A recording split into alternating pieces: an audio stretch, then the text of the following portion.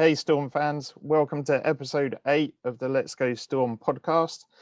We're here with a special guest, our assist king, Sam Newman. Welcome, Sam. Oh, guys. Obviously, there's lots to talk about. We've got to playoff final since we last did this. We're going to get to know Sam a bit more about him inside and outside of basketball. And we're going to do a bit of a preview of the playoff final that's coming up against Worthing on Sunday. Sam, tell us a bit about how your basketball journey started. Where did you start playing? How old were you, sort of thing? God, I'm going to start my age, yeah. First I was like 8 or 9 maybe. My dad played, so I think I've always had a basketball in my hand and been around it. But I'm pretty sure I started like 9 years old in Ipswich, where I think we're Ipswich Tomcats and Bobcats back then. We're now Ipswich Basketball Club. I was there 10 years, 11 years. I think I left when I was at 19, 20. Went to Canada, Edmonton at the University of Alberta for 2 years. Came back, did 3 years of uni at Essex and split my time. Did first year at Leopards, I think it was at the time. It was the Essex Leopards first year. My first stint at Storm my second year. COVID year came, so went back for Essex. And then obviously the last 2 years, been back here. Cool. How was Canada? You mentioned you played out in Edmonton. How was that? Cold as hell. Like, I'm pretty sure we saw minus. I didn't see it. We were on tour over Christmas time, but it hit minus 40 where I lived, and then I also saw it hit plus 32 in the summer before I left to come back to the UK. So there's a 70-degree swing in one place. Like it was ridiculous because you get like. What I always say, like it gets to minus 15 and you start undoing your winter jacket because you're like, it's getting a bit warmer now. At minus 15, like it's the weirdest thing how quickly you acclimatize. But Canada's beautiful place, especially like Vancouver. Edmonton isn't the prettiest of places. It's quite flat and vast. But like it was a big uni town. I think it was like 65, 70,000 people at the uni. So it was good fun. And we were good, like the basketball. I was talking to some of the team yesterday. It was. And so we had 17 courts, practice facility. Also, like as bigger, each one bigger and more like I don't know, high tech than the Storm Dome, for example. Like 17, it's just the infrastructure outside the UK for sports is just like another world. Albeit we were a big university, but I love Canada. And did you used to get like big attendances like you see in like some of the American colleges when college basketball's on the telly, sort of thing? Yes and no. Obviously, we're closing Canadian League rather than NCAA for various reasons. We're going to them. That could take a whole podcast up by itself. So our like local rivals, for Calgary and McEwen, would get a couple of thousand people to it, but then the games against people that there was no loyalty for fans to come to. You'd get 700, 800, 900. Not too dissimilar to Hemel, but it was we had four tiered like seats, so like you don't get the same feel. Like 2,000 there felt like 700 we get here, whatever it is we get at Storm. And then when you get the 700 in Canada, it was like it kind of just felt a bit empty. You know what I mean? But fair play. You won a title out there as well, didn't you? I think playing for the uni. Yeah, right. You've done your research, yeah. We won Canada West my first year. I think we made nationals both years, which is final 8. I think it's my second year. I think we went 19-1. We were really good. Like it's at least a handful of Americans or Canadians. I didn't really play a whole lot. I was like 7-8 minutes a game, right?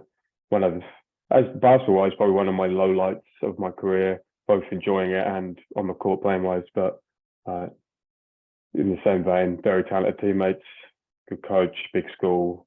It's just kind of one of those things. I was young.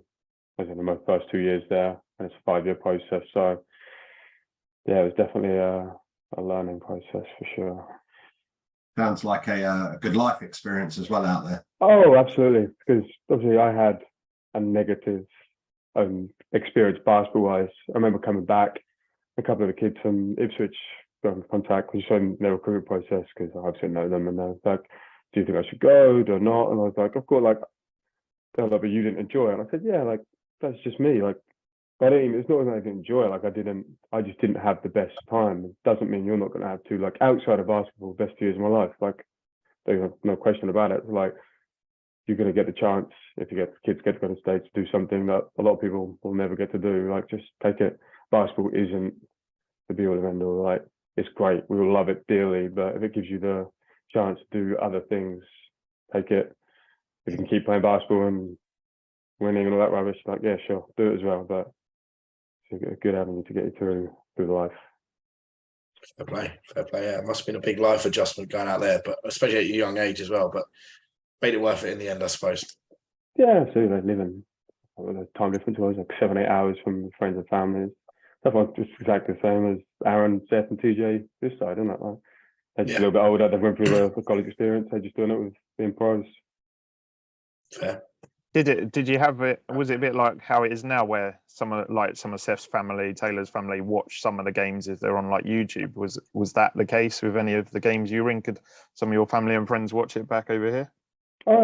Main problem is it's harder our way, I think, because our games would be middle of the night for.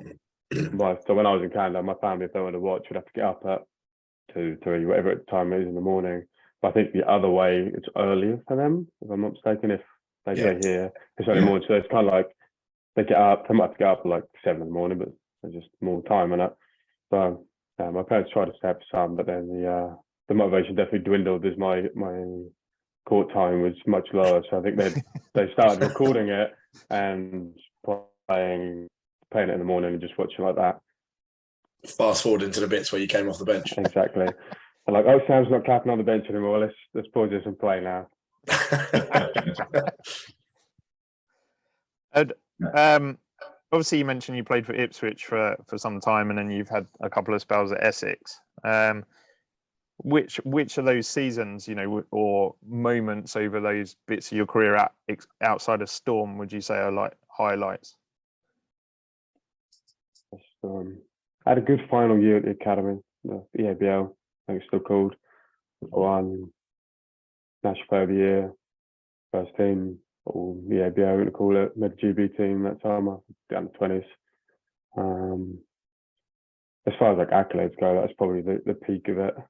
But the COVID year as in like just basketball in itself, the fun I had during the COVID year, you couldn't do anything, right? Like, everyone was at home, but then we got a chance to go out, and Ethan Price was there, Rory, Lee, probably his son Tom, Jordan, there's a load of them. Like, we just had like a really good group of guys that had been together at uni for 2 years already, and then we had the chance to like actually see each other. So like that was so much fun. I know COVID wasn't fun, the fact that we can do anything, but that was a good year, and we completely. I think we beat Storm. Oh, I love getting that on air. Well, remember absolutely had no business being around Storm. I think Storm came second or third. We came to your place and our place, I should say. I think we managed to sneak out like a 2 or 3 point victory, and that was like crazy. We went into that game. We never go into a game thinking you'll lose, but we were like damage control here, fellas. Like, you've got Greg, you've got Mike. We're a bunch of 22-year-olds. He's most of us that we're just going to see this one through and run. That was mainly just because like we played for each other and we were good mates. Not dissimilar to this year. Like, just being basketball players isn't always enough, but when you got each other's backs, it's way easier. I think that one's been deleted from YouTube, isn't it? I can't imagine that one is staying around. I like to bring it up as much as I can. So you went back to Essex during the COVID year. Was it always the plan to come back to Hemel once restrictions lifted, or did that just come about out of the blue? Oh God, I actually remember. So I think my Essex year was always going to happen regardless of COVID, because I was going into my last year of university, and especially me and Lee were traveling that first year together. Lee quit at Christmas. I was doing the commute from Ipswich to Hemel like 3 or 4 times a week, wherever it was, which is 2 hours either way.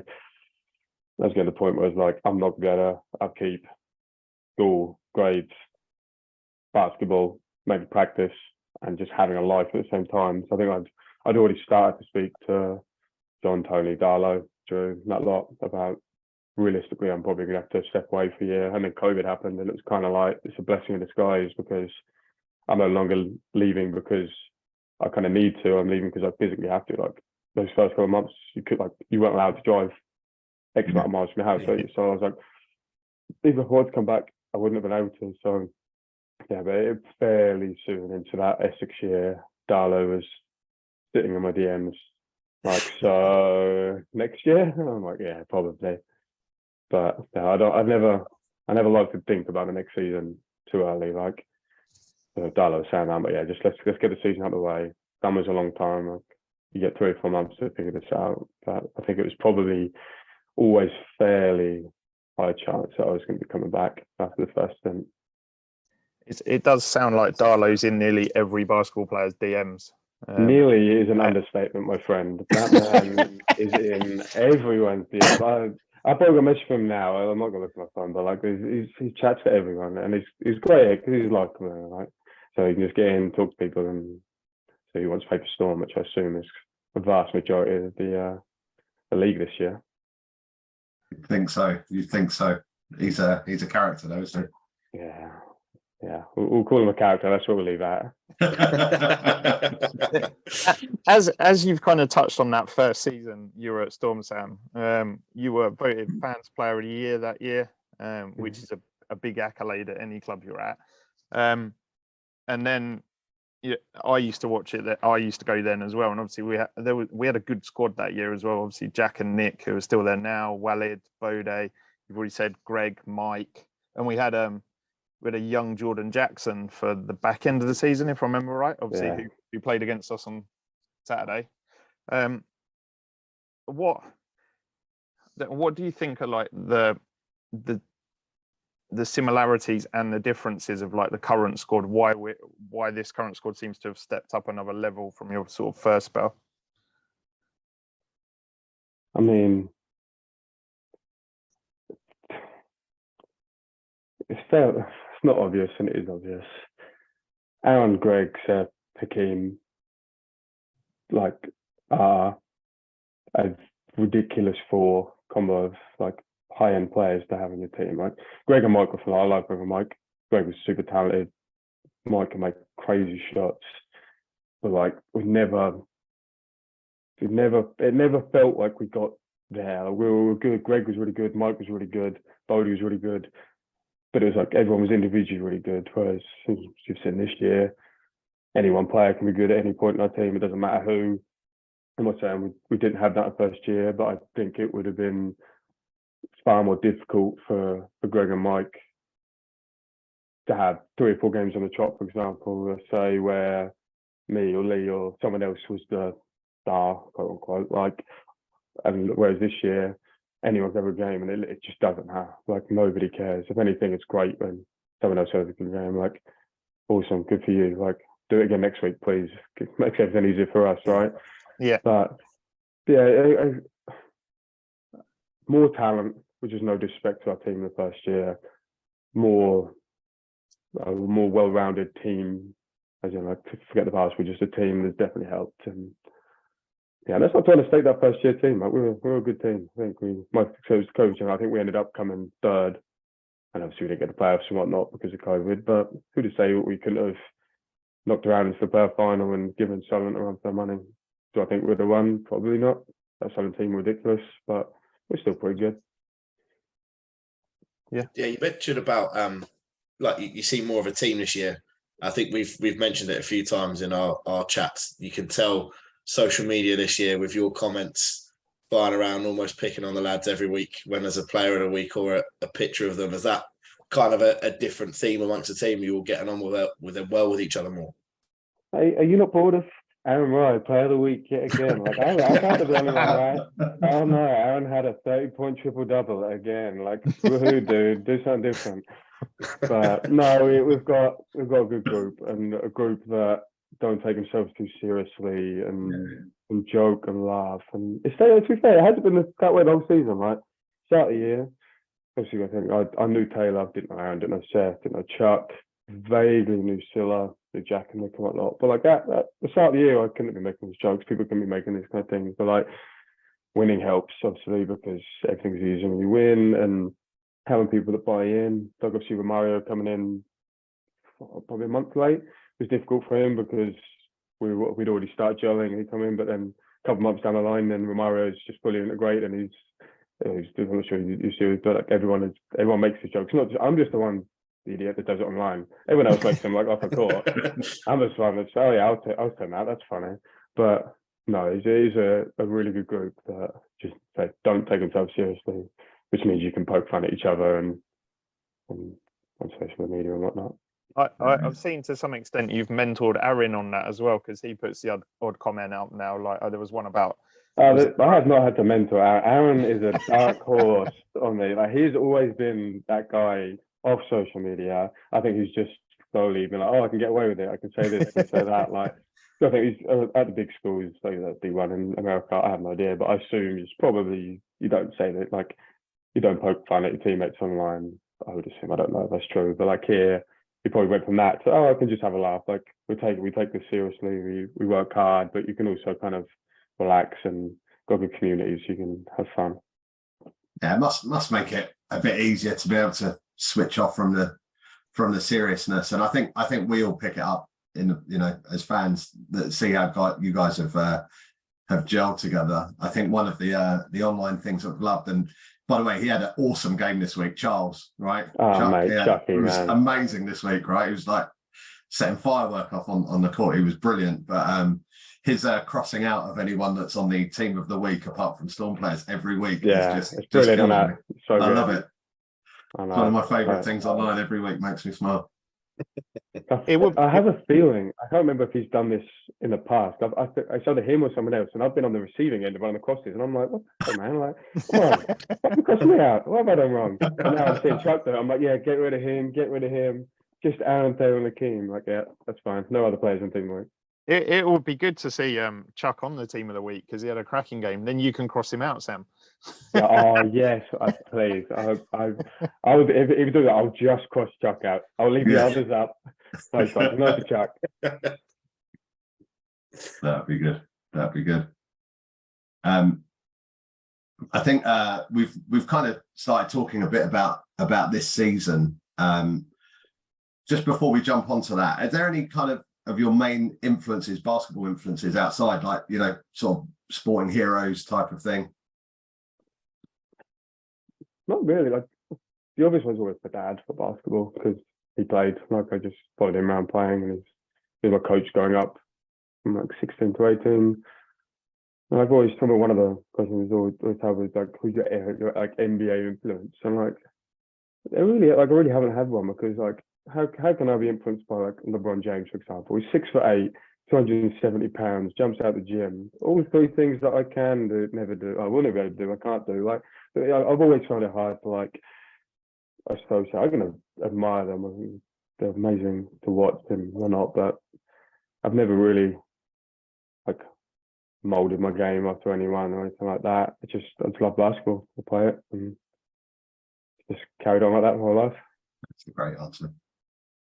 I mean, you mentioned NBA. Do you follow an NBA team? Is it something you watch regularly, or is it more football? LeBron, when you're there's always been like saying I don't have an inspiration. LeBron is without doubt my favorite player. I think it's fun to watch. I think I'm 27. He's in his 20th year. So as long as I've held a basketball, he's been the face of basketball. Like he's my Michael Jordan to the people that are a bit older than me. So I've always just enjoyed watching him win and watching him play. So yeah, I can't say that I follow the NBA really closely, but I'm watching all the playoff games now. The regular season just bores me because like everyone now knows regular season, as long as you make the playoffs, that's what matters. Yeah. And like they're not. It's a couple of teams pull away because they're naturally better and they get the first couple of seeds, and then you're just fighting to make sure you make the playoffs, and then it really starts. That's the basketball I like watching. I prefer watching college basketball, especially March Madness, because it's like one game, so everything is on the line. Much like the playoffs now, like everyone's playing every possession at full tilt, and a mistake means everything rather than it's just one game.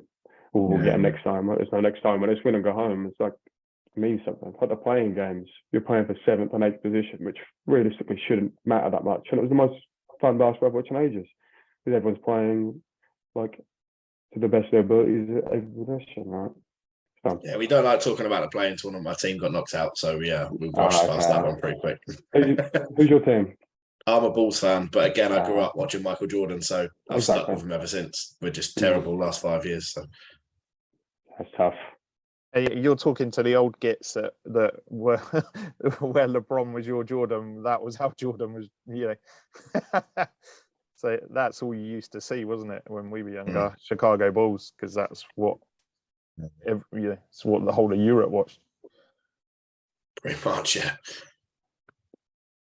And what about outside of basketball? Then I think you're a football fan, right? I think when we were doing the Jack podcast, we could hear you cheering. I'm pretty sure Jack was sitting here, right? He sat in my room while I sat in the front room, and yeah, what was it? Spurs were playing Man United, weren't we? Yeah.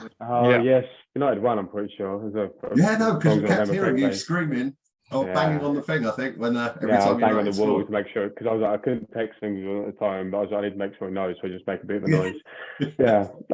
Again, I don't follow it like massively. I always keep up on the scores. I think worst thing, like we practice on Tuesday nights, which is when European football is a lot of times. So we miss all those games. We play on Saturdays and Sundays, so like a lot of time we miss getting like the even games, which I feel like Spurs seem to always be on. We miss those games, or we're traveling, we miss them. So it's tough to watch it all the time. But no, I've been a football fan, as every kid in this country is. But yeah, not huge. I played until I was like 12, 13. I got to a point where it was basketball, football, and it was just like, it's just gonna be basketball. It was more fun indoors. I hate the cold mornings. I hate kicking a football and like you lose, like your foot hurt. I'm like, I just don't want to be here. We just go home. Yeah, my son's going through exactly that at the moment. He's kind of like, I like the trainers, and I like being indoors and out of the mud. Definitely, right. Can't blame him. So there's no real football rivalry within the camp then? Just obviously, you don't know you and Jack watch it. Well, the problem is, right, me and Jack are Man United and Spurs fans. What the hell have we got to cheer about? We're not winning anything. Like, oh, did you lose today? Yeah, cool. Did you? Yeah. Like, I have to say, I've got the upper hand at the moment because United are marginally better than Spurs. But like, there's no reason for rivalry yet. If we were City and Arsenal fans, it'd be way more fun. But it's just a bit depressing when you're not one of those two. There's two Spurs fans on this call, Sam, and we've stopped talking football too, to be fair. Yeah, it's just not worth it, is it? It really ain't. No. Did you play any other sports as a kid other than football and basketball? Nah, literally I was football mad until I was like 10, and then basketball mad since. We had time for anything else. No, I was to play in this country. I'm awful at tennis and stuff like that, so that was off the cards. I don't think my parents would let me near like a trampoline or a gymnastics, so that was off the cards. So I think I was just, so you're going to play football, you can play basketball, deal with it. Fair enough. Do you always feel like naturally pretty athletic, or is that something you had to work on? Or I'll take that as a compliment, mate, being called athletic. Yeah, I'll take it. Yeah, I'm long, and like my athleticism is helped massively by the fact that I have very long arms, and I'm quite light, so I can move around fairly quickly. I don't think I'm like a natural athletic. Like, I'm no more or less athletic than probably a average athlete, I guess. But like, the long arms definitely help more so. I'm about 6'7", 6'8" wingspan, which is beautiful for basketball. So yeah. I think we mentioned Jack a little bit there. What's he like as a landlady? Unfortunately for me, and for Jack isn't my landlady. John is my landlady, and I'm not going to say a bad word about John because I'll get it right here at some point. But no, it's very easy. We get on very well. We've known each other since we were, I think I was 13, and Jack was the youngster on our regional team. So he's been 12, so it's that 14 years now. Like, so it's been the easiest year of living ever. I've got no complaints. Do you think it's helped with you two kind of bonding on and being that bit closer on the court when you're on at the same time? Yeah, no, because we were pretty close last year. Because like for half the year I was in Potter's Bar, so I was fairly local. We didn't see each other a whole lot of that bar, to be fair, but we've had a whole year playing together, like, and we've known each other, so we're fairly close. If anything, it's been way easier getting close with Aaron, Seth, TJ. Because like Greg and Mike, I don't think I ever hung out with them outside of basketball because I'd finished practice and either go home to Potter's Bar or then the second half of the season I was going home to Ipswich. So there was never any social side. Whereas this year, can't get rid of the Americans. Like, we're always hanging out. I'm like, I'm like, yeah, just well, I don't do anything tonight. As a joke, I like spending time with them. We go to we have spa dates together. So I go to David Lloyd over Hatfield. So I can bring people in. I just take one at a time, and they fight for that. That's free pass that I get. Yeah. That's nice. So they're all vying for your Yeah, exactly. It's nice because they have next to be nice ticket. to me that way. Exactly. Like they probably wouldn't be so nice to me otherwise. Yeah. You right, Sam? I'm like, yeah, I'm good. I know what you want. I bet Aaron strikes me as the one that badges you the most for the spa dates. Aaron is my main spa date. So 100%. I probably speak to Aaron the most out of the three of them anyway, just like naturally. But Aaron has definitely been the one that has been in the store now and esteem him the most out of the three. Yeah, I can't say I'm surprised by that, to be honest. Ed, and before we get into like proper Storm chat, what do you do? Like, obviously, you just talked about going to the spa with the American guys. What do you do outside of basketball? You know, from a work perspective, and also like any other hobbies and stuff. I'm an accountant. That's what I do for work. It's a job. It's not the most thrilling job in the world, but I'm pretty good with numbers. So that's why I just kind of thought I'd just go into finance. If I work for a pretty good company with a really good team, so I have no complaint. Like some people, they go, "Oh, I hate my job. Like I don't want to go work." I'm like, "Yeah, I'm not the fondest of working, who is, but like I know as far as working goes, I've got a pretty sweet gig with good people around me that help me and push me. So works good. Outside of that, we don't have time for anything. Like we practice Tuesday, Thursday. I sometimes go office on Wednesdays and have like a Monday and Friday, and then Monday I'm probably going to spa with Aaron, and then Friday we're probably doing something as like a group anyway. So like as far as hobbies goes, when the basketball season's on, not a whole lot. Right, I play video games a bit, but not as much as I probably want to. Yeah, sounds quite boring when you put it that way. Do you have any hobbies? No. Right. do you have to find a hobby from like May to end of August then? Absolutely not. I make the most out of having not a whole lot on, right? Because you say we do get so little spare time to do things, like, and we try and travel as much as I can in summer and sit in the sun and those kind of things and just relax, because it's been a long year. Great year, but a long year. And I'm not going to try and fill up my time too quickly. And the other thing is, come the latter end of the summer, I should probably start playing basketball again to make sure I don't turn up to wherever I am in bad shape. So, right, the latter end of summer, basketball takes up this free time again. Yeah. I'm not too sure I'm keen on the wherever you are comment. Yeah, no, I just haven't actually signed anything, so I won't say I'm here. I'm not. we need to get Darlow back in your DMs, don't we? Yeah, absolutely. He'll be there. Don't you worry about that. I say you walk in that spa one day and Darlow will be sat in the steam room waiting for Aaron. I'll quit on the spot if I see a semi-dressed Darlow sitting in the sauna. I'm like, no, not today. I'm leaving. Yeah, I guess it's probably worth starting to have a chat about this season that we've been kind of experiencing with Storm. It's been, I don't know, just incredible. Yeah, man. Who would have thought, hey? I keep saying, right? Imagine going back to that game against USA Select last weekend of September and going, oh, by the way, you're going to be mid to late April and you haven't lost yet. Like, no one would ever guess that, right? Crazy. Most ridiculous season of basketball I've ever been involved in, like, without a doubt. Was there a particular point in the season where you thought, yeah, this is this is a great team. This is a team that can win things?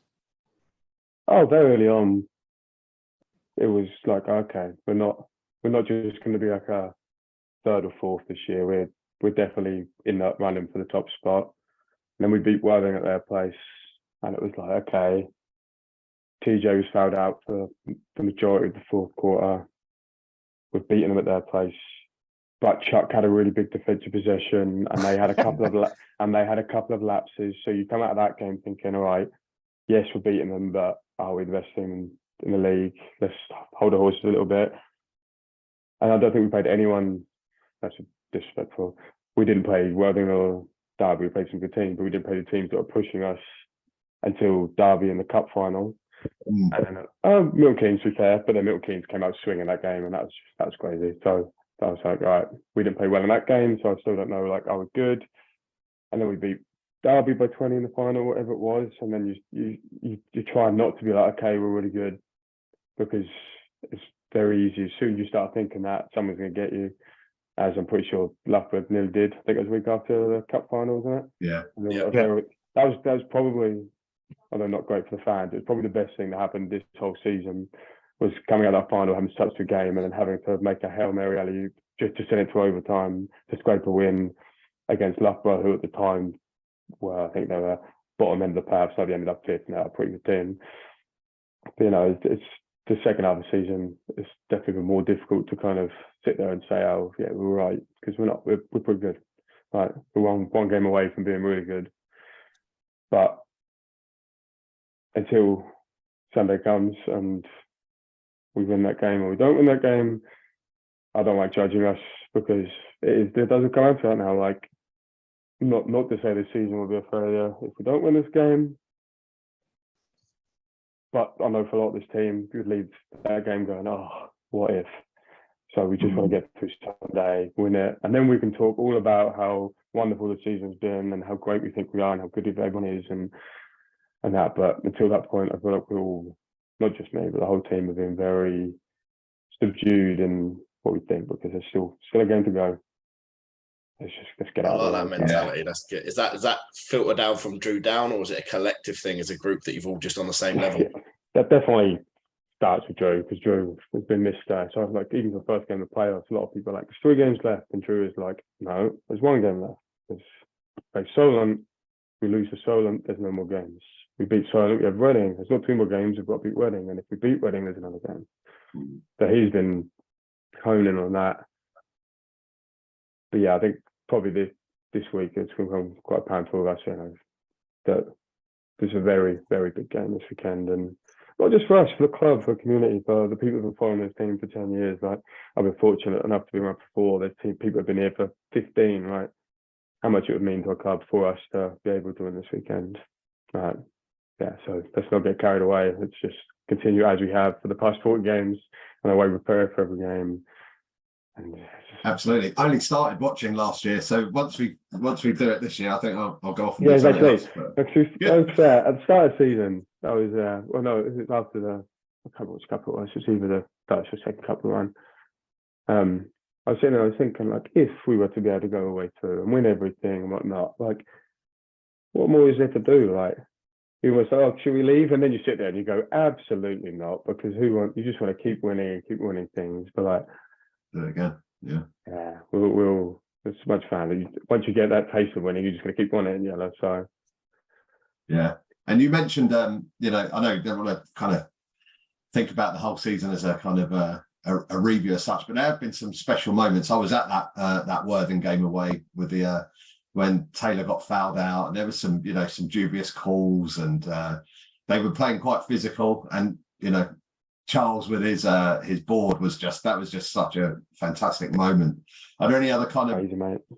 I mean, we've talked about this on this podcast quite a lot. I think there's been quite a few standout moments. Are any, you know, that kind of stick in your mind, either from the team or from your own sort of perspective so far? That stock was ridiculous. Like, that was obviously I think it was a polarizing play as well, because Worthing are very vocal and I like to talk a lot, and Chuck essentially shut them up with one play. Like, so that was quite, and because Chuck just isn't one of the people that gets into it either. So it was like, gets a block and then he's just stone cold and it's done. It was like, that couldn't have been a more perfect person for this to be. That was nice. The cup final, obviously for me, it's quite personally a big one because it's the first bit of silverware I've won in the UK since I was like 13. But I don't like that's juniors, it's the seniors. So that was great. Both of TJ's performances in the final, 14 points and 30 whatever points in the other cup final, ridiculous. Aaron's game the week before last against Solent was 60 efficiency. Like, dude's doing everything on the court. Game of Newcastle, going on the boat. There's just so many moments this year. Like, it's tough because you just list off every game seems to have like a thing to it. And yeah, there's two. I could sit here and list pretty much every game. With every game, someone's done something crazy. But yeah, but they're the ones that spring to mind. I'm surprised you didn't mention the nutmeg against Breakers. Yeah.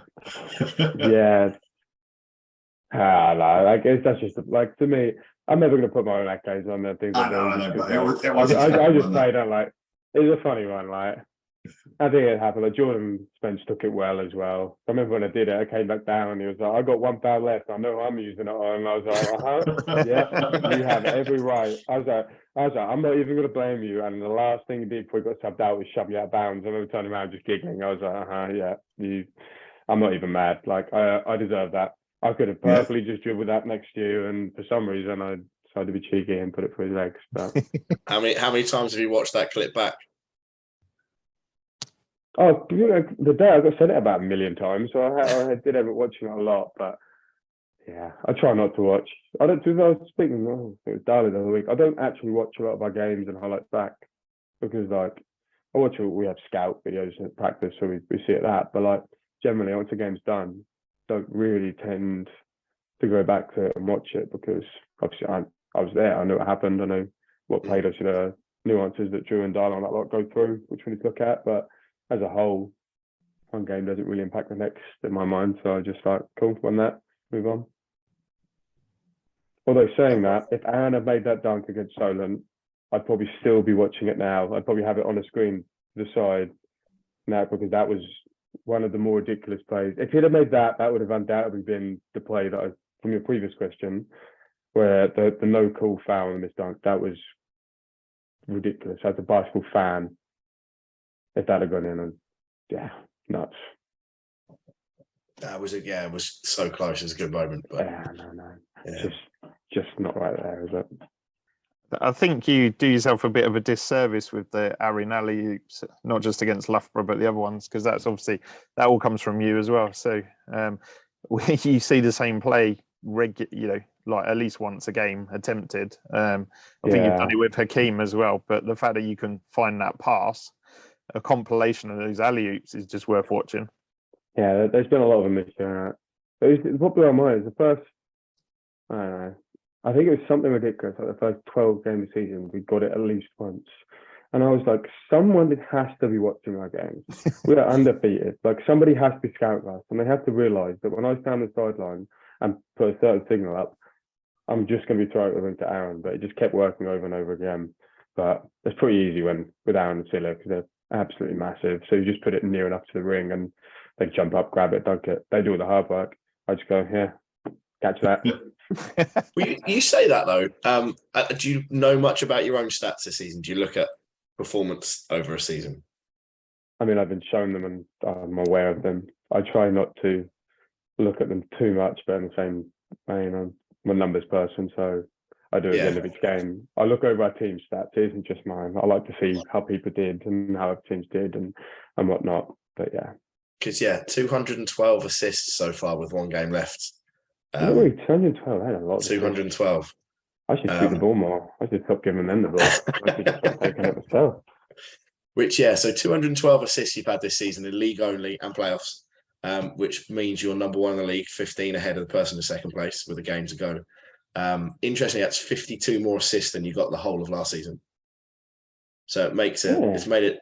Do you think moving positions made a difference in your ability to pass the ball around a bit? I've always been a point guard from day dot. It's just last year we had Levi, who was very much more suited for being a 1 than a 2. And I had the luxury of kind of being able to slip into like the 1, 2 or 3 spot last season. But When Drew, when the first year I ever got here, Drew used the term basketball euphoria. He asked me, "What's your basketball euphoria?" And I was like, "I'm just being a point guard, getting other people open." So it's like it's always been in my nature to be a point guard. But yeah, having a pretty much outright control of the one this year has probably helped quite a lot. Also helps having 4 really, really good teammates on the floor that when you give them the ball, they're quite likely to score. Because if I give the ball to Seth anywhere from like 5 feet outside 3-point line and he shoots it, I'm like, that's probably going in.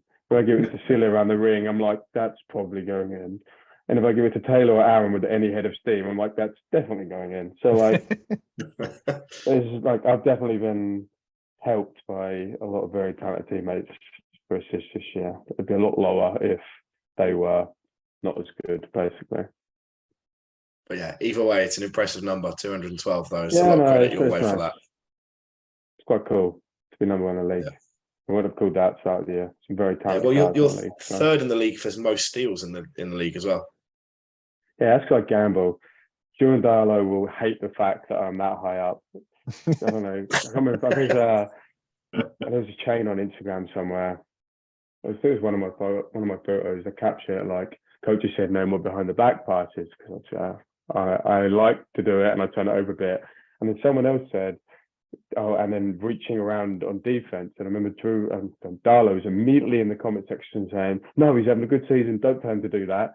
I'm like, yeah, I definitely get told off by Drew. I reckon it could be higher. I reckon I could be number 1 on steals if I listen to Darlow and Drew less, but I don't think I'm going to do that because I'll get in a lot of trouble. Well, I think you're only 9 behind Moyer, so if you take it off him a few times this weekend, mate, you could. Yeah, I feel like he's probably going to take off us a few times as well. He's a very, very talented defender. Yeah, he is. Yeah. Yeah, like, I don't reckon I'll catch him on that one. Who's second in assists? You know, is it someone on Worthing or is it someone else? I can't remember off the top of my head. To be fair, it's not a name that stands out as a player that you know, a household name almost in our league. Fair enough. Cool. Your 3-point stats must be quite good this season as well, Sam. I don't know. Is it? Do you think you're shooting more 3 points than you used to do just because of like you switch back to your main position, or is it something that Drew suggested? You know, because it obviously when last summer we sat here going right, we knew a bit about Seth and he was like the 3-point guy, but then you're getting probably nearly as many or as many as him.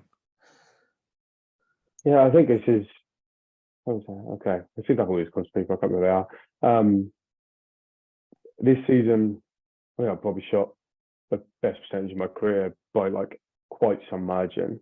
And it doesn't come down to practicing more or taking better shots more. Like we're just having this much talent on the team makes teams guard everyone very differently. And I probably had more space as a shooter this year than I've ever had before. So like, for example, my year at Essex, I was the number 1 option. So I'd get a defender this close to me at all times. Whereas this year, people can't guard me off the ball this close because there's Aaron, Seth, TJ and Silla. So then they have to help off. And then you get Aaron going in and kicking out. And suddenly I've got all this space and all this time to take what is essentially an uncontested open shot, right? So I'm not sure if it's any sort of change. It's probably just the fact we are way better and it's giving us easier shots, which means I wouldn't be surprised if I'm shooting the same, or maybe even less than threes than last year. Like I shot quite a lot last year, but it was great. Wow. It was tight. Well, have you got the stats there? I can tell you. I can tell you your percentage. Before I tell you the percentage, number 2 in the assist league is Ryan Bruggeman from Derby. Oh no, he's very good. Yeah. He's probably one of the best guys in the league, so that makes sense. Yeah. So last season you shot 31.1% from threes. That's awful. Well, this year you're at 45.6. Not so bad, is it? Doesn't mean like Yeah. I haven't done anything to warrant being a 15% better 3-point shooter. So it is more the system we play in, the players I'm around, and the quality of shots we're getting make it easier to shoot because like And getting 10 in one game helps as well. I have 10 out of 12, whatever was in one game, is probably highly inflated those stats, but I'll take it. That's a serious percentage, isn't it? For one game. 10 out of 12. Oh, bear with me. The whole house are locked out. I've got someone at my window because I don't have keys. Give me 2 seconds. I'm sorry. Someone wants their spa pass. Yeah, I know.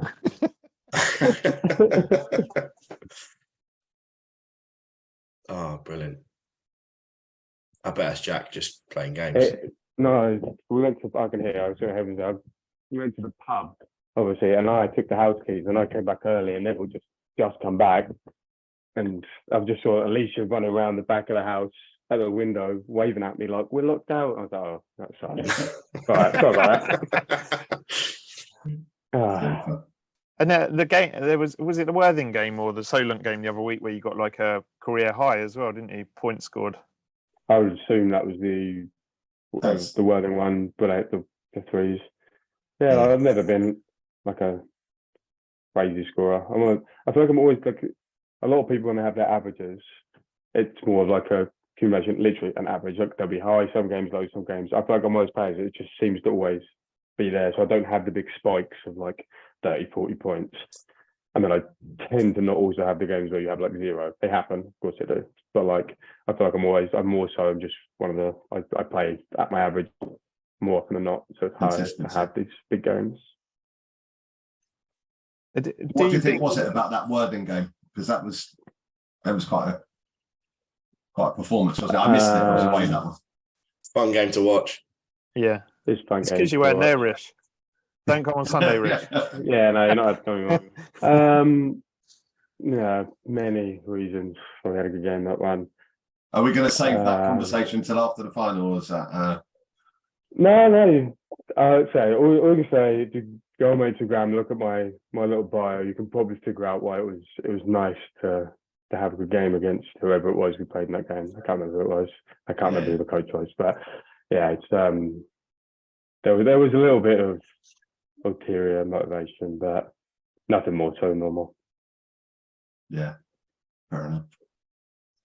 Do you think like the ability to rotate all the starting 5 out and with strong subs has made a big difference this year as well? Because we talked about Charles having a cracking game on Saturday. You know, him, Jack, Romario. I mean, Teo was in our starting 5 last year. They could all walk into the starting 5 of most other Div 1 teams, couldn't they? So do you think that there's times this season where Drew's gone, right, I don't know, Aaron and Sam, you're going to stay on the starting 5, then I'm going to bring Jack, Teo and Charles in, for example, and then I'm going to switch your team out and then bring in the other team, sort of thing. That must make a massive difference in terms of making sure that you can see games out as well. Yeah, absolutely. Like I say, it's one of the more difficult things on teams with short rotations is that come the end of games, a lot of the time you can see that people are gassed, like they're tired. Other than like the flat actually, like on Sunday, I was absolutely knackered. But otherwise, I can't really tell you that many games where I've ended like absolutely beat. Like I only just lay here and recover because like we've got so much talent that as soon as you're tired or you're showing you're tired, they can just pull you. And like it's perfect.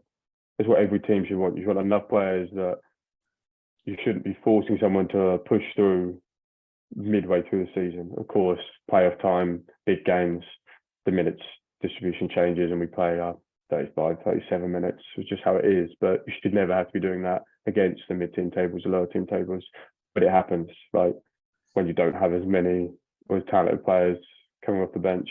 But, you know, it's been a breath of fresh air to have so many talented players. And is it hard for Drew to manage some of the time of the guys that start on the bench? Is that it seems like you've got a proper unity and there's no real, like, you look at Romario, Jack, they jump up all the time, you know, they're shouting as well as the crowd and stuff. There seems that kind of unity where it doesn't matter if you're not playing, you still love being part of that team, whereas in some you know, in some sports people go, well, I'm not playing, I don't really care, you know. I mean, as far as is it easy to manage it, you'd have to ask Drew that one because I have very little oversight on that. But as far as players go, I'm fairly certain I've not seen anyone, other than maybe a couple of times, just heat the moment where they've moaned about the fact they're not playing, or the moment you get subbed off. That's just basketball. Like everyone feels they should be on the court at all times. Yeah. That is basketball. So that happens. But that's like, oh, I wish, why have you subbed me out? You sit down and you're cheering on your teammate. Like, there's never been more than that. But yeah, I don't feel like we've had any issues with the the minutes. Maybe people personally feel they should play more, but they're professional enough and good enough people to understand that what we're doing and this team is bigger than anyone's individual aspirations. And when you're called on, you come on and play. And if you're not, then you sit there and wait until you are. Yeah. Yeah, fair. I say the silverware, I suppose, makes up for it if you're not playing many minutes. At least you're contributing in another way. And yeah, like if we were losing games, I'm sure it'd be much more frustrating to not play in some games because you're like sitting here, we're losing, whatever we're doing isn't working. Whereas so far, Darlow and Tom are 40-0 on decisions that make us win games, right? So trust the judgment and just play when you get in the court. Which is, I have to admit, is also very easy for someone to say who's fortunate enough to play a lot. Yeah. So, like, I have a lot of respect and admiration for the players that play a lot less and still bring it 100% for every practice and travel with us and everything. Like, credit to them.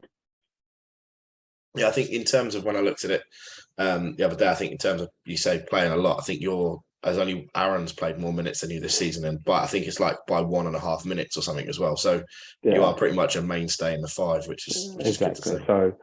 So it's very easy for me to sit here and say, "Oh, it's fine." Like I know I'm very fortunate to be trusted with the amount of good time I get, but yeah. But even so, how many minutes a game are playing? Have you got it there? Or have you got total? I've not got minutes per game. Because I can't imagine it's any more than like 30 on the dot or in the 20s, which is a lot for what is normal starting in our league. I'm pretty sure it's fairly low. Like you normally play 33, 34, and that is because we have the luxury of having such talented bench that you could sit off the floor for longer. And we have leads earlier in the game, so you can rest for longer. Yeah, you're averaging 30.5 minutes a game. Exactly. Like in many other teams, it would be much higher for a starting guard. So we have the beauty of very talented teammates who can keep me on the bench for longer. You might need to have a word with Drew because I think it was 32 minutes last season. So I have got zero complaints. He can keep me on the bench, not a problem. What was that about? More games, right? We're playing more games as well. So yeah, you're only 1 minute and 16 seconds behind Aaron. So if you can get on for him for another 2 minutes, that's another stat you top off this season. Yeah. I need to try and get him in foul trouble early. I told him to keep reaching or something, so he has to go off a couple minutes early, and I'll overtake him. Well, Rish, what did you make about the game against Reading at the weekend? Well, I thought it was an interesting game. I think they threw everything at us. I thought it was it was pretty back and forth. I think a lot of the fans, there was a lot of nerves and the atmosphere was incredible. But I thought it was a close game. Don't know what you made of it, Sam, from your perspective. Like, credit to Reading. Like, they were phenomenal. Like, obviously, we played them 4 times over the year. I'm pretty sure on average you've won by like almost 30. So then to come in the most important game of the season, hold us way under our average of 110 or whatever it is to like 89, to give us trouble in everything they were running. But then in the same vein, it was one of those games that as a player, the only time I've seen that ever felt was that Solent game, right? The last game of the weekend, we were down by like 8. I mean, stuck up like 8 minutes, and I was like, I'm not certain if we're going to be able to pull this around. But then with the Reading game, it was the opposite of that, and I was like, I'm not worried that this is ever going to go in any other direction. And that's not a discredit to Reading at all. It's just that I have the utmost faith in our team. We were objectively bad by our own standards. Reading were the reason for that. They guided us very well, and they made us not play our best basketball. But even though they had that last shot, like a lot of people, what that last shot went in, I was like, would have gone to overtime, would have won. It was that same mentality. Obviously, fortunately, the shot didn't fall. I mean, we managed to win it in regulation, but yeah, I feel like we had a very different feeling on court to maybe the atmosphere was for all the fans. It's probably the best way to have it, right? Like, it's probably better for us to be very confident, calm, and collected, and it'd be like a big stress for you lot, which I'm sorry we put you through it, but like, that's definitely Did you sense that on the court? Could you sense the atmosphere on the court when you're playing, or do you kind of zone out a little bit? Because I don't hear the crowd. Like, whenever I play, I'll sit back. I'm deaf, so I don't hear it naturally, but I never really pay a whole lot of attention. Whereas on Saturday was the first time I was like, Jesus Christ, you like loud as hell today. Like, and there's a reason for that, because it's very tight, and you're actually like, right, we need to get involved and be like the sixth player, whatever we call it. That you're trying to will us on. I was like, all right, so the crowd are into it. We just sit. Like, it was so much fun. Right, maybe even a bunch of our mates. So I was taking the free throws. It's the first time that silly Newman chant. Like, it makes me laugh. But before I'd never like, did you hear us sing that? And I was like, no, sorry, I didn't. But I was standing free throw and I heard it and I just smirked because I've actually heard you lot do it now because you're being proper rowdy. We're making made a lot of noise this weekend. It was great. Yeah. I think. Reading was so loud, right? Yeah, they were going to force it because they were from early doors. They were gunning. I was like, well, they can't be the loudest ones in the gym, surely. Like, no, we won't have I'm like 4 or 5 to 1 on every person. So yeah, we did a good job winning that one. Mike, you and I were chatting after the game and saying that 3-point shot was Jenkins or someone put it up right then, wasn't it? And Mike and I were talking about how we watched it in slow motion because the arc of it looked like it was going in, and you're thinking overtime, and then it's fair play to him for having to go at it. There's people that wouldn't take that shot, isn't there? And he was distraught after, and you that felt like one of the most competitive games as fans we'd watched this season, and like you just said as well, it meant that the noise level ramped up. Mike, afterwards, me and you were like we'd been on a roller coaster, with white knuckles and stuff, weren't we, when we're talking after, Oh yeah, it was the emotions. I mean, obviously we haven't been running around the court for 33 minutes, but you still felt physically drained after that. It was it was a good game it was a hard game to watch, but we got the win. So if every game was a 30-point win, you'd all be bored. Wow. Well, you say that though. We said after the Solent game, when we beat them second to last home game of the season, we're like, this was quite fun. Like, it was quite a hard game, but it was enjoyable. But then when we beat Worthing the following week, it was like, well, actually, we quite missed that. Like, winning by that margin's quite nice to watch. It's when it's a double-header weekend, isn't it? You don't want 2 high blood pressure games. That's what it is, So the Solent game that we won by, what was it, about 6 points, or wasn't it? And then the Worthing game was like the next day, and you're like, yeah, that's nice to have to not had them both like that close. I mean, obviously, we don't want to disrespect Worthing. We are playing them on Sunday, but when you walked off at halftime against Worthing, that last league game, and we were 79-48 up or whatever, was anything said about that at halftime? Do you notice that kind of thing, or do you just keep playing quarter by quarter? I mean, obviously we noticed it. Like, it was staring us right in the face that we're having probably the best half basketball against our closest rivals on arguably at that point the most important game of the season. The cup finals are probably more important, but to go undefeated the whole regular season. But that being said, that game now does mean nothing. Like, it was lovely. It was a great win. We can all revel in the fact that we beat them by so much. But come Sunday, it goes back to 0-0, doesn't it? Like, it feels very like anticlimactic to always pull away from the success we've had all year, and that game being so great for us across the board.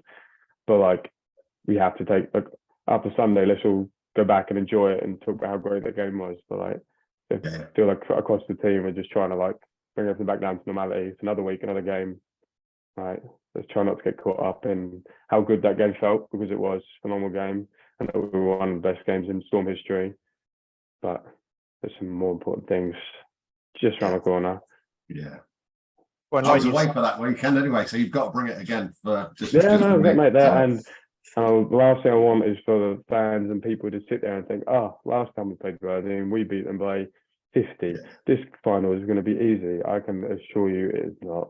Worthing are a phenomenally talented team with very good players that have been here, have done that. Like, this isn't like Orland is a very, very talented player. This is literally another game. There's not a big moment. Much like for us, we've been in a couple of finals now, so it is another game. But they've got that same experience, so it's not like they're going to be flustered because they're in a final. They're going to come swinging and try and take our perfect season. Yeah. That's true as well. It kind of puts another target on your back, doesn't it? It's because like that any team now wants to be that team that can beat Hemel Storm in that perfect season, and it gets There harder is each week because of that. Yeah, there's an array of targets on our back now, and they say someone is trying to be that person, and I can promise you that Worthing are dying to be that team. Yeah, because they're the last team of this season that gets a chance. Because come next season, yeah, you're beating Storm's unbeaten run if you beat us next year, assuming we'd win this weekend. But this season was perfect. Like that can never be changed. And this is everyone's last chance, and everyone who doesn't want us to have this undefeated season is willing Worthing on as well. I bet you it's way more than like to admit it, because no one wants to see us win this. I promise you. Like everyone wants us to be like, they had a really good season, but not quite. Right. I'm telling you, there'll be a lot of people waiting for that. Do you think that was extra motivation for Reading? Weren't they the last team to do it? Yeah, Reading 2006. I think I've probably seen it on Twitter. Yeah. But no, they'd obviously like to have been the team that knocked us off. I'm pretty sure the coach that was the head coach of that was one of the coaches that was in and around Hemel for a few years. Yeah. I don't think he was there on Saturday, so maybe he didn't think they could do it, so he didn't want to be there. I don't know, but they would have very much liked to be in the team. Unlucky for them. Yeah. So it's going to be an interesting weekend then. It's going to be mate, it's going to be a great weekend. Across all the leagues, we've got the D3 finals, D2 finals, D1 finals. Yeah. Like there's 6 finals to be had. Right? Yes, our game is more important to us, but there's going to be 6 really good games of basketball. With a lot of happy people, a lot of sad people. So watch them all if you can. What's the team's plan? Do you go up early? Do you what's the we process? go up on Saturday. Okay. Yeah, we'll go down early-ish, like midday on Saturday, drive up, be there for like, I don't know, 4, 5, 6 o'clock, depending on where we stay. Have the evening together, and then just plod along on Sunday morning. Just so we don't have to rush, right? Just a long way. You don't want to have to be getting up at whatever time on Sunday morning and then going straight into a game. It's better to kind of just take the weekend, hang out, no rush that morning, drive 30 minutes instead of the 4 hours that would be from home. That makes it better, doesn't it? Yeah, that's definitely going to be more relaxed, especially after Friday night. We'll have the end of season awards thing as well. So have a good fun. Good job. I reminded you might not be there, otherwise. No, they know. I get told off by management all week. Like, you come with Friday. I'm like, what's Friday again? I think I'm busy. But no, I'll be there. Good. So home or away? Do you have any kind of like pre-match routines or rituals? How do you kind of prepare for games?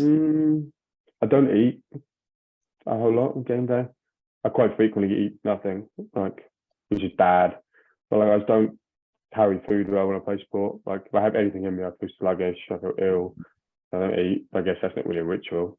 Be like, what have you done today? Not eating. A high five, Nick. I do that every game. Well, I mean, yeah. That's one of them. I've tied this. I don't know if you ever seen me do it. A family wedding ring. I wear my finger. Obviously, you can't wear rings you play. And I tie that to my shoe. I guess that's probably the closest thing to ritual I have. But yeah, otherwise, I don't have like these things where I'm like, I need to do this or something's going wrong. Like it's a game of basketball I played.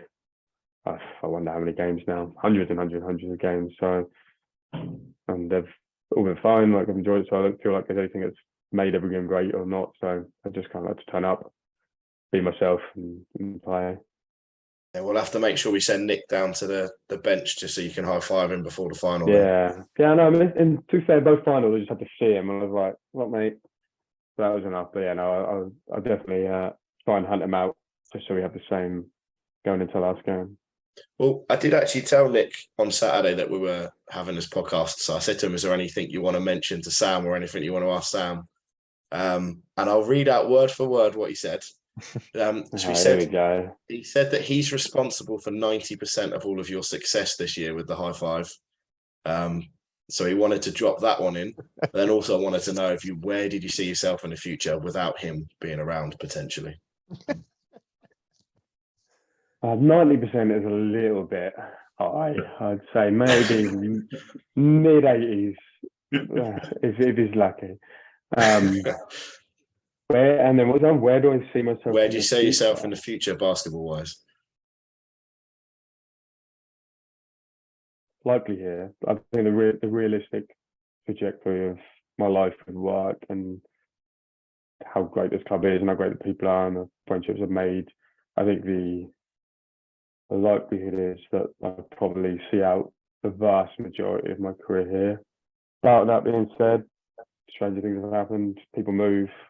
Bodie was here for 10 years now at the TBC. Like, stuff happens. Like, it's just like that you can't really predict. But as far as where I'm at the moment, I think it would be fairly difficult for me to A, leave Hemel, B, want to join somewhere else. And then if I was to play somewhere else, I can't imagine that it would bring me anywhere near the satisfaction of playing for Hemel did. So I'd probably just likely step away from the sport if I was to just leave Hemel, because like a certain caliber of club that I feel like I want to play for, and I think that bar is set very high by Storm. So I don't think the BBL is in my path just because I work full time. I think I'd probably be a fringe lower bench player in the BBL, and it's not something I'm not interested in. I love playing basketball. I don't love practicing and all that. I know that's an awful thing to say, but I love being on the court and playing basketball, not sitting and watching other people play on the court. I think I'm quite content in staying in Division 1, more so with Hemel. But we'll see. We'll see each summer when we have these conversations where I end up every year. But yeah, to answer Nick's question that he's asked me many times and I always dodge it, just 'cause I don't like giving it. He'll probably see me here next year. 85 to 90%, much like his reason for my success, something like that. Yeah. Yeah, he was very quick to say that he's responsible for most of your success this year. Yeah, he's a funny man. He's a proper funny man. Do you have any ambitions to go into coaching? Oh God, no, absolutely not. I'm not built to be about. I'm built to play basketball. I'm built to watch basketball. I'm not built to have somebody not listen to me. I just know I would be my worst enemy if I was a coach. I don't know how Drew, Darlow, and Tom deal with me. Like, they're like, "Don't do this," and I'm like, "I'm gonna probably do that." Like, I don't know how I would cope with that as a coach. And my dad's a coach, and we're very similar, but in basketball, I think we're quite different. He's very, very fundamental and gave me a very good basis of fundamentals of basketball, and I've gone on to like the flashy stuff and all that. So I think he's probably taken the coaching genes of our family, but he never wanted to be a coach until I started playing. So maybe it will take for me to have kids and they get to an age where they're playing, and maybe I'll be like, yeah, I can coach now. But for the short term, not a chance. Fair play. I mean, in terms of obviously other things basketball related, number 4, was that any particular meaning for why you wear that jersey, or was it just a random number? I was a midget when I was growing up. I was the smallest kid in the team, like by a country mile. Until I was like 15, I was like 5'4", built like nothing. Like, so I was always just naturally given the little kit, and then I grew quite luckily to be 6'3", and I was like, I just keep the number, same number everyone. If I don't have 4, I wear 10 because my dad's number. But I'm quite lucky. I always seem to get 4. Right, and we'll saved 4 the year I was gone. I'm pretty sure someone wanted it, and Carol said no. So I was like, I guess I'll keep going 4 for the foreseeable. Is that normally then given to the smallest kid or something? Is that because it normally is that obviously you order kits 4 through 15, the 12 players, and it's easiest just to go smallest kit is 4, and as the sizes go, the numbers go. So the big. So Lee is number 15, to no shock to anybody, right? Because he was always the biggest kid, so he always got the biggest jersey, which always had number 15, and it's just like, okay. That makes sense. Yeah, definitely. And there's a few questions we normally ask most of these in most of these podcasts. So, do you have a favorite basketball movie? Basketball movie. Coach Carter. Everyone says that. It's just the others. Love and Basketball is pretty good, but I haven't watched that for many, many years. But yeah, I don't think I don't watch a whole lot of movies, not just basketball. If you haven't watched Hustle yet, you need to watch that, the Netflix one with Adam I haven't. Sandler. My parents watched it and they raved about it. And I was Yeah, like, it's yeah, brilliant. watch it. And it's, you know, when you're like, oh yeah, I'll watch that. Never got around to it. But yeah. Something to do in the off season on a beach. Yeah, with there you Netflix, go. yeah. Exactly. I think as we come towards the end of the season, guys, that Coach Carter has won that poll hands down. I Hasn't think so. Yeah. You never know, it might sway it. Someone else might come and pip something else. I think nearly every guest has said that at least in their top two, haven't they? Take mine as love and basketball then, just so I'm different. Like I don't like Coach Carter. Okay. I like to mess up the stats. Yeah. Like another question we kind of ask people that come on as well is who's the best players you've played with or against in your career? God.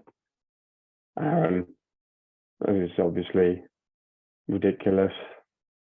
Taylor, specifically the start of last year. I don't know if you remember that stint where he was like 40 points. Yeah. Player of the week, but that was one of the more ridiculous individual performance spells I've ever had. And Canada, I played with a ton of very talented players against, I can't remember their names, got to be honest with you. But that was probably the highest general level. Lee, I wasn't fortunate enough to play with Lee when he was probably at his absolute peak, but he was a force when he wanted to be. He was unstoppable. But yeah, I'd probably say that Aaron has got that one fairly comfortably at the moment. He's been across the board one of the most complete players I think the league has ever seen. I think you go to BBL and be very similar. And I think a lot of people struggle with the jump. I think he's one of the few D1 players one of the few players in D1 ever that will be able to make a jump and it just be like, oh yeah, he fits here. It's horrible to think, but it does seem like a natural progression for him, doesn't it? But if he wants to come down to lifetime fit, won't it? Like, if it fits with what he wants of life, and he's very smart, he's Ivy League educated. Whether he just has basketball or he wants another job and that, maybe it won't work. But who knows if I put the thumb for. But yeah, Aaron has my vote on that one. What about against? Is there any, obviously you've played against those guys in training and like Lee at Essex and stuff, but is there anyone else that you haven't had as a teammate? So a teammate or played against them? No, that you've played against that's never been a teammate. Okay, there's never been a teammate. Ian Smith from Solent, not last year because that was Cole. The year before that, Solent's league guard and what was probably their best, in my opinion, their best whole team. He was ridiculous. He was like undersized guard. I don't know if you were watching or not. So 5'9" or 10, and he had that whole team like a puppet. Like it was ridiculous. Like every time you thought you had him, he'd just do something. He'd find someone that's open or he'd hit a shot. Then we played him. It would have been my first year here, and we were like, right, Ian's going to try and create, but he's not that great of a scorer. Like, he's a good scorer, of course he is, but his main talent is being able to create. He had 40 points. It didn't even look like both sweat, and we were like, what can we do here? Like, so he, as a guard as well, like he wasn't the most physically gifted, being as an undersized guard, but as another guard, seeing how well he ran that team, I remember leaving those games like, I'm not very good. This dude is just wiping the floor with everyone, but maybe reevaluate who I thought it was for a basketball player at the time. Yeah, for guys that are kind of probably under 6'2" or something, they have to be exceptional to be able to compete with you guys and guys that are much bigger than you as well, don't they? Like Seth, like Bode, like Ian Smith, you just talked about. Seth and Bode are very good examples of very opposite players. Bode being a physical freak and just getting a paint and scoring anyone, and Seth having pretty much unlimited range. Like, to be undersized, you have to have something that sets you apart. And say Bode, Seth, Ian, they all had that thing that just made them ridiculously good.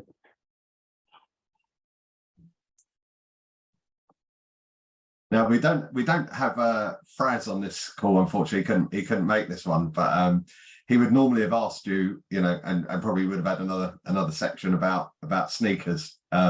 He messaged me on Instagram about sneakers because I'm Did he? did say, so I'm not gonna get there.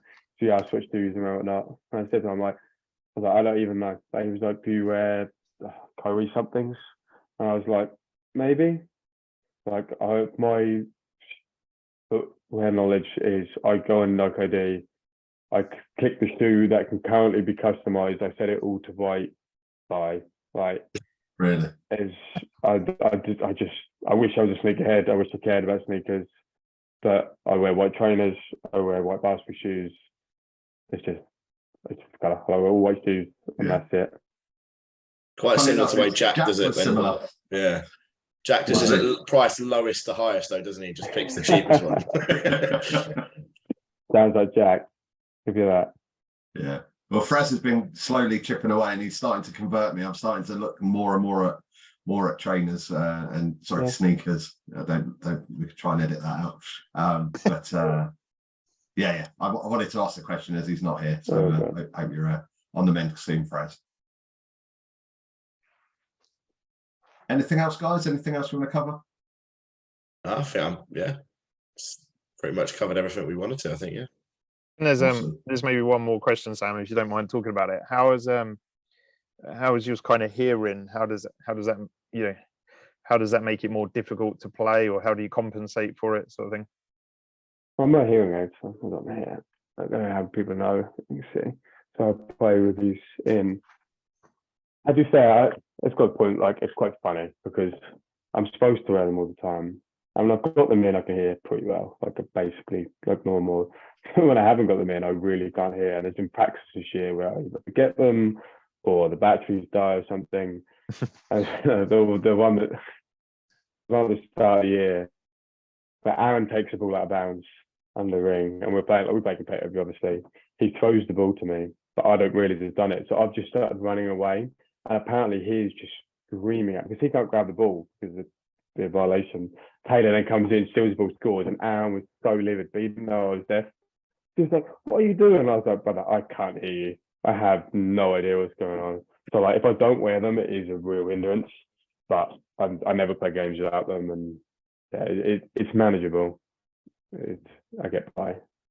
Yeah, I mean, I only found out recently. I think I was talking to you after the Newcastle game. One of them, the battery ran out during the Newcastle game away, didn't it? Yeah. Have you ever seen me running over the bench, having one of my ears and just giving someone something? It's because that one's run out. And then you'll see me talking to people and turning the other ear so I can hear them properly. But then it's obviously a pain because during that game, someone would say something from the side where I didn't have the hearing aid in. And then like I hear it stronger from this side because that's when I had the hearing aid in. So then I turn that way and they call me from that way, and it's like a bit of a mind, like it's difficult to figure out where they're coming from. But fortunately, I usually remember to just put new batteries in for every game so that they usually last for a week, so it's never going to mess up in the game. But sometimes I forget more often than not, honestly. Make sure you've got some for Sunday anyway, Sam. Now I might just freestyle it and go with no hearing aids on Sunday and just see what happens. Just see how many. See if I can get Drew, Aaron, Taylor, Seth, and Hakeem to all start like punching me and get angry because I haven't got them in. Like, why not? Awesome. So Sunday, big game. Feeling ready? Yeah, so we haven't practiced yet this week.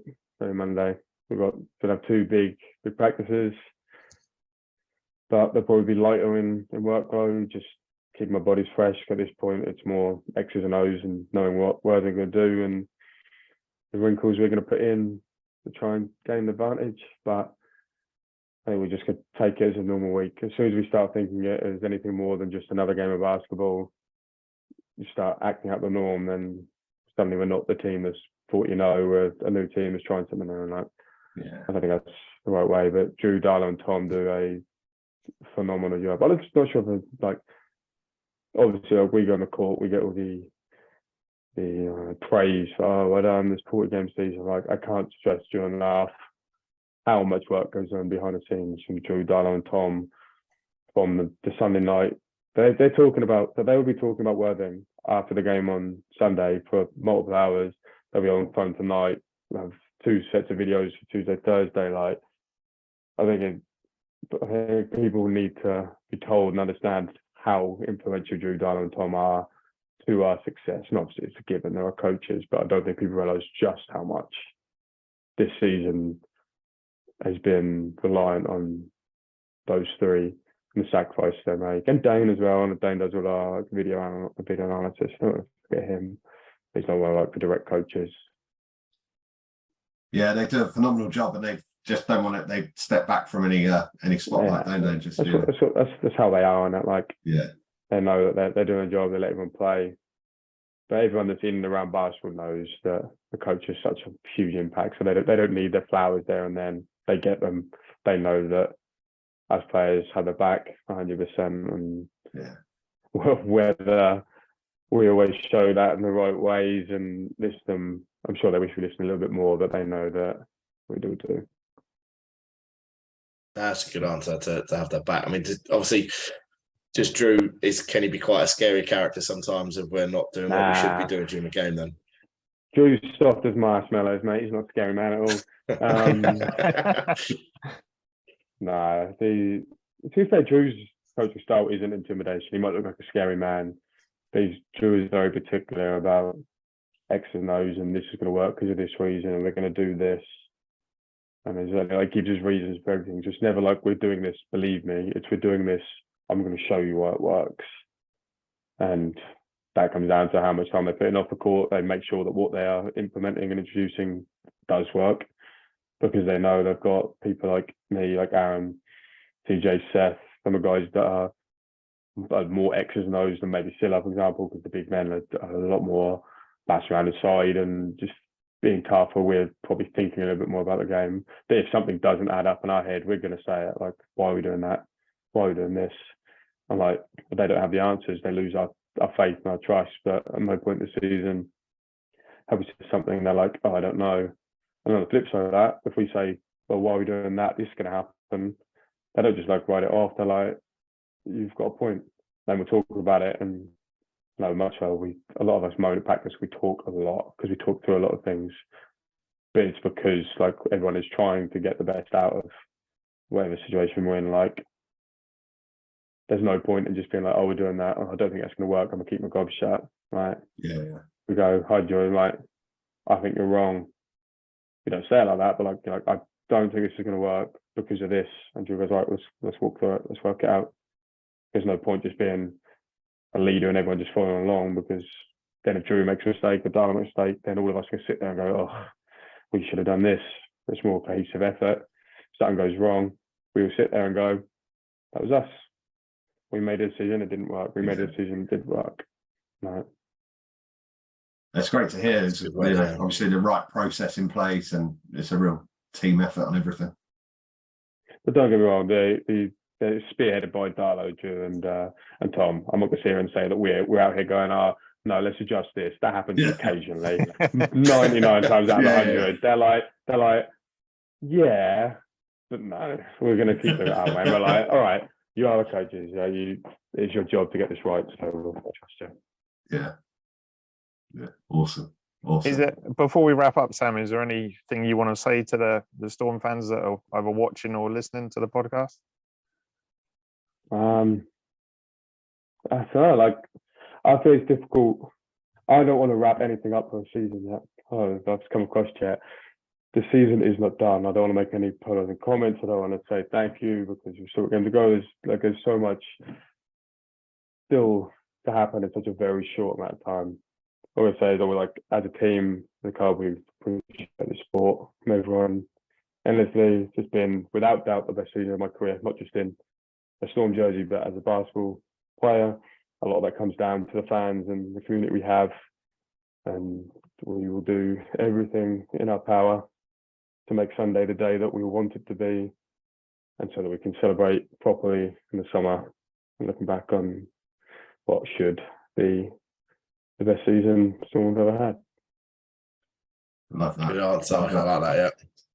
Yeah, well, we'll do everything we can from the sidelines for sure. So we actually got tactics and systems in place for that as well. So we can talk off camera about the players that are weakest that you can really go out if you want. So Yeah, excellent. Well, that's a good note. I'll end the recording, but just to say thanks again for giving us your time, Sam. Really appreciate it, and yeah, thank you. And good luck for Cheers, Sunday, guys. Sam. Yeah, good luck. Yeah. And thanks for coming on. Cheers, man. Appreciate it. Cheers, Sam.